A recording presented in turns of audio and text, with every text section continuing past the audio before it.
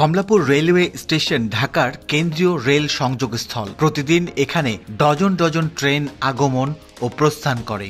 ফলস্বরূপ rail crossing ফেলা ও তোলা হয় দিনে বহুবার। এতে করে একদিকে দীর্ঘ যানজট সৃষ্টি হয়, অন্যদিকে দুর্ঘটনার ঝুঁকিও বেড়ে যায়। পাশাপাশি জরুরি সেবা যেমন অ্যাম্বুলেন্স, ফায়ার সার্ভিস সহ বিভিন্ন যানবাহনও আটকে যায়। বিশেষ করে অফিস সময়, স্কুল ছুটির সময় এবং বৃষ্টির দিনে এই যানজট অসহনীয় রূপ নেয়। বহু বছর ধরে এই সমস্যায় ভুগছেন কমলাপুর, টিটিপাড়া, রাজারবাগ, মালিবাগ, মৌচাক, মতিঝিল ও আশপাশের বাসিন্দারা। অবশেষে এই দীর্ঘ অপেক্ষার অবসান ঘটাতে পদ্মা রেল সংযোগ প্রকল্পের আওতায় নেওয়া হয় এক যুগান্তকারী সিদ্ধান্ত। নির্মিত হয়েছে রাজধানীর প্রথম আধুনিক রেল আন্ডারপাস, যার নাম কমলাপুর টিটিপাড়া রেল আন্ডারপাস। প্রিয় দর্শক, আজকের ভিডিওতে থাকছে টিটিপাড়া আন্ডারপাস নির্মাণের আদ্যোপান্ত সহ নতুন আপডেট।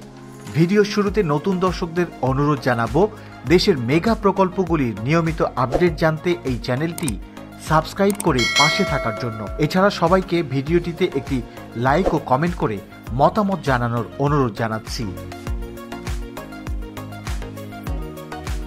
কমলাপুর রেলওয়ে স্টেশনের পূর্ব পাশে অবস্থিত টিটিপাড়া ঢাকার অন্যতম ব্যস্ত এলাকা।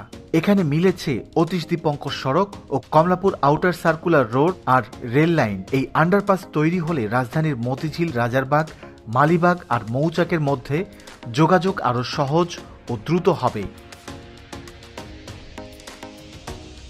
চীনা ঠিকাদারি প্রতিষ্ঠানের মাধ্যমে এই আন্ডারপাস নির্মাণের কাজ পূর্ণ গতিতে চলছে। প্রায় 350 মিটার দীর্ঘ ও 6 লেন বিশিষ্ট এই আন্ডারপাসটি নির্মিত হচ্ছে ভূপৃষ্ঠ থেকে 8 থেকে 11 মিটার নিচে। এটি হবে দেশের সবচেয়ে বড় রেল আন্ডারপাস।